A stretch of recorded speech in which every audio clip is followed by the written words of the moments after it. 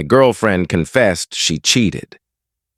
"I needed someone stronger," she said with a smug grin.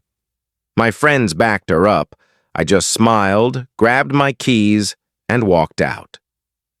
The next morning, my phone was flooded with 32 missed calls. Looking back, the signs were obvious, sprinkled like clues over the past few months of our relationship. But when you've been with someone for 3 years, you give them the benefit of the doubt, or at least that's what I told myself. It started with little things. Emily started staying late at work more often, which wasn't odd during peak seasons. Then came the unfamiliar perfume, clothes I'd never seen in our wardrobe, and her phone becoming this untouchable object always within reach. I'm not the possessive type. Never was. But something felt wrong. The way she'd flinch when I tried to wrap my arms around her while she texted. The way she'd step outside for work calls. The sudden surge of girls' nights with names I didn't recognize. Last Tuesday, while folding laundry, her phone lit up on the coffee table. A text from someone named Kyle flashed, "Miss you already. Last night was..." The rest was cut off, but my gut sank. I didn't want to be the guy who checks his girlfriend's phone, but the signs were screaming at me. When she got home, I confronted her. She was blending a smoothie, acting like everything was fine. The whir of the blender filled the apartment as I leaned against the doorway, watching her. "Who's Kyle?" I asked once the noise stopped. Her body stiffened, but then she did something unexpected. She smirked. Not her usual warm smile, but something sharp and victorious. "Took you long enough to notice, David," she said, sipping her drink. "Kyle's my boss, and yes, I've been sleeping with him for 2 months." The casual tone hit like a punch. No remorse, just pride. "I needed a real man," she went on, smirking wider. "Someone who knows what he wants and takes it. Not someone wasting weekends gaming with Tom or watching dumb movies." I stood there, absorbing her words. 3 years together, and this was her view of me. Beneath the shock, a strange calm emerged. Not anger, but clarity. "Does Sarah know?" I asked, thinking of our mutual friend who introduced us. "Oh, she's known for weeks," Emily laughed. "Most of our friends do. They get it. Kyle can offer a real future, not just empty promises." That stung more than the cheating. Our friends, people we'd shared birthdays, holidays, and dinners with, knew and said nothing, probably snickering behind my back. I opened my group chat with Tom and Sarah. "Is this true? You all knew?" Tom replied fast. "Man, you're great, but Emily needs someone more established. Don't take it personally." Sarah added, "We didn't want to upset you, but maybe this is the push you need." I looked up to see Emily watching me, that smirk still there, waiting for me to lose it, to give her the drama she could spin into a story later. Instead, I smiled. A real, genuine smile that threw her off. Without a word, I went to our room, grabbed my packed duffel bag, always ready for weekend trips, my laptop, and my keys. As I passed the kitchen, Emily's smirk wavered. "Where are you going?" she demanded. "Out," I said simply. "And Emily, keep the apartment. I'm sure Kyle can cover the rent." I heard her start to speak as I shut the door, but I didn't stop. My phone buzzed with messages, probably our friends justifying themselves. I drove off, turned it off, and felt something unexpected, relief. Sometimes losing everything reveals what you never truly had. Thanks for the support on my last post. I never expected it to blow up. A lot's happened in a week, and I'm still wrapping my head around it. I've been crashing at a small motel just outside town. It's not fancy, but it's clean. And the owner, a guy named Frank, seems solid. He even cut $20 off the weekly rate after hearing my story. I turned my phone back on after 2 days of silence. 32 missed calls, 47 texts, mostly from Emily, some from Tom and Sarah, and a few from unknown numbers. But what grabbed my attention was the social media storm. Emily had been busy. Her Instagram stories painted me as a controlling, jealous boyfriend who monitored her every move. According to her, I'd emotionally manipulated her for years, isolated her from friends, and threw a fit when she finally stood up for herself. Each post had hundreds of sympathetic comments, including from people I thought were my friends.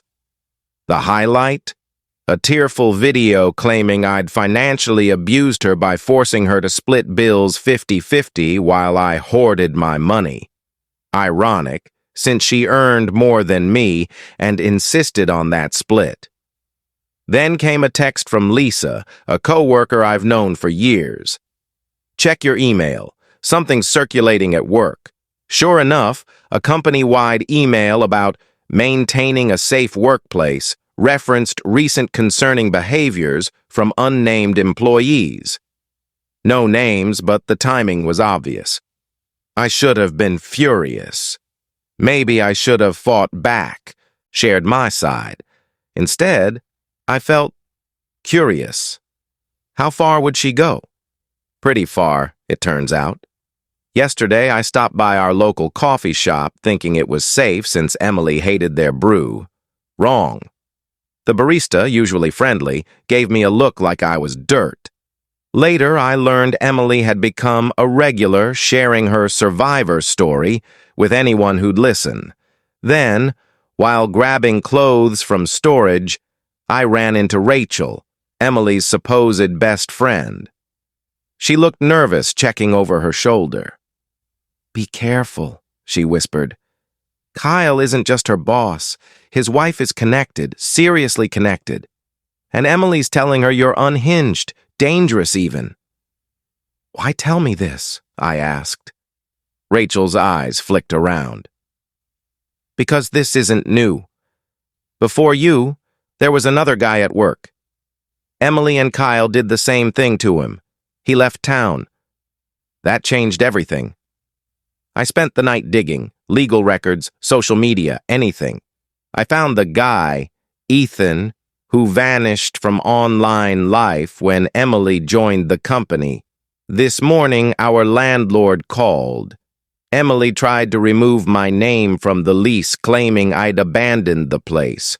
When that failed, she said I'd threatened her. The landlord warned me. His cousin had been through something similar. Then came a message request on Instagram from an unfamiliar account.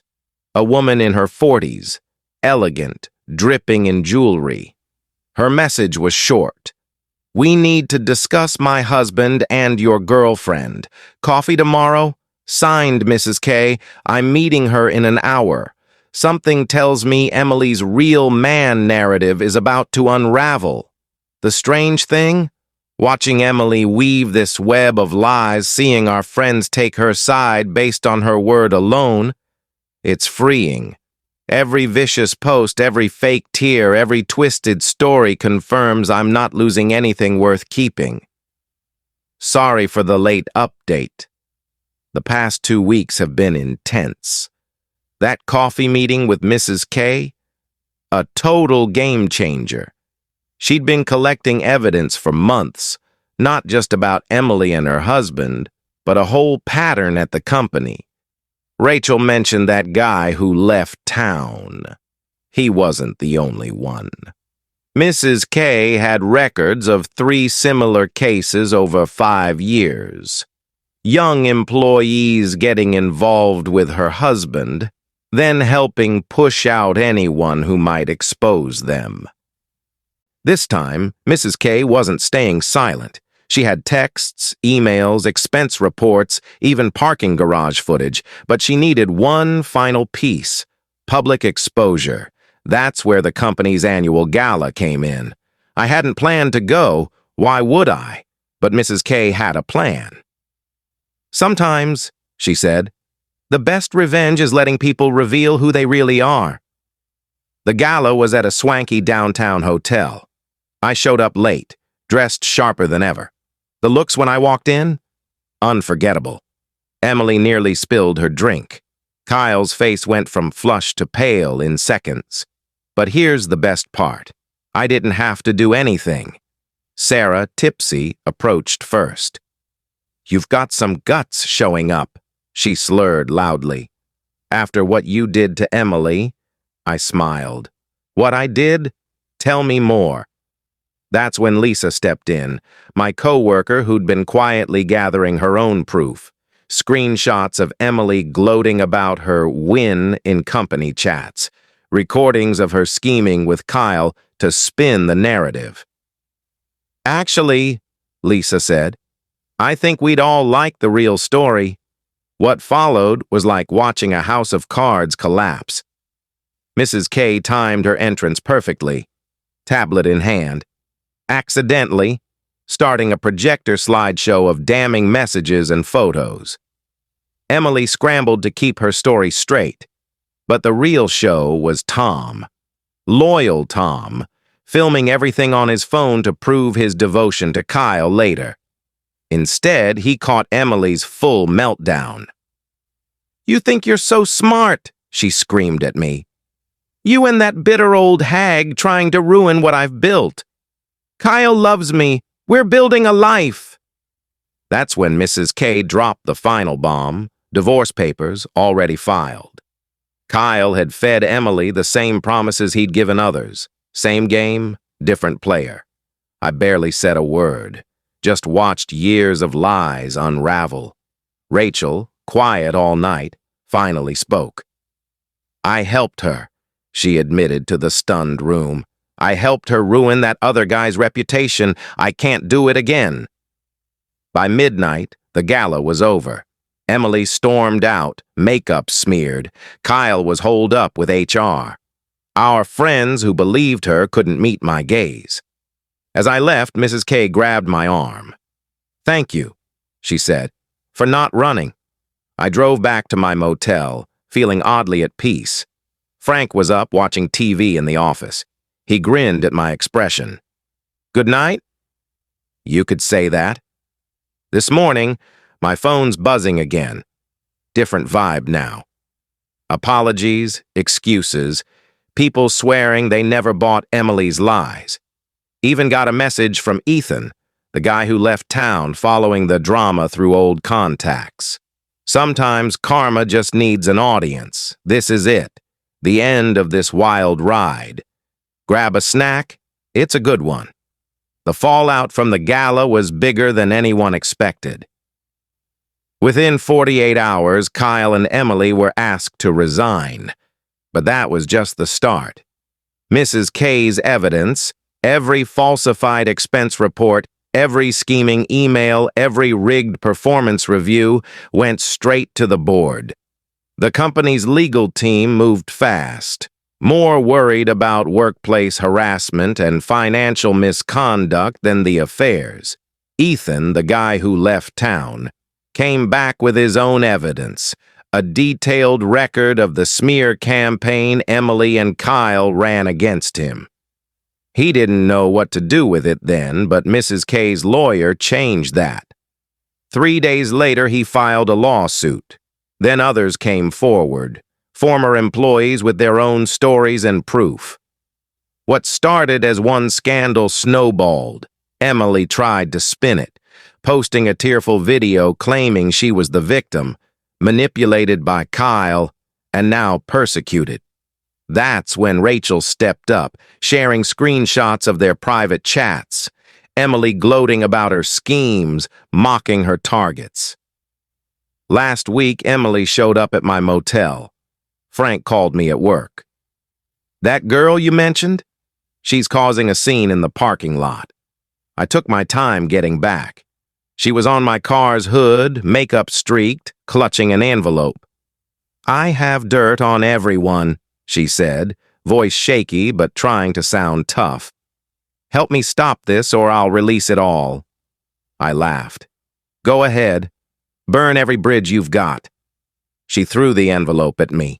Photos, screenshots, messages, her insurance from years of manipulation. I photographed every page while she watched, then handed it back. Release it. But first, look where your games got you. People like Emily hate when their tactics backfire. She shredded the envelope in the parking lot, screaming, "We'd all regret it." Someone recorded it. Within hours, it was viral. The final blow?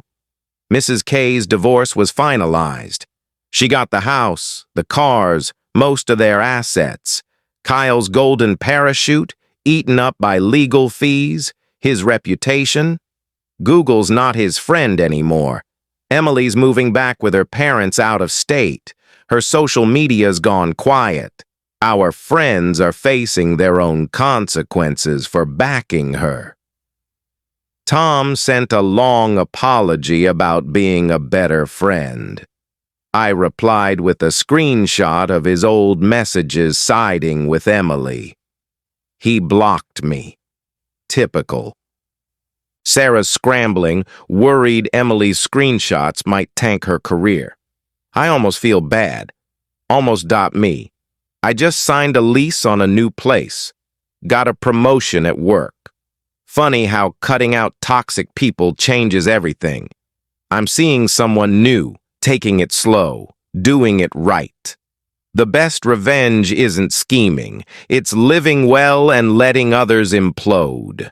But I won't lie, watching it all collapse was pretty damn satisfying. This is my last update. Thanks for following along, Reddit. Karma doesn't need your help, just a front row seat. Thank you for watching Story. Please subscribe and hit the notification bell for more real-life stories.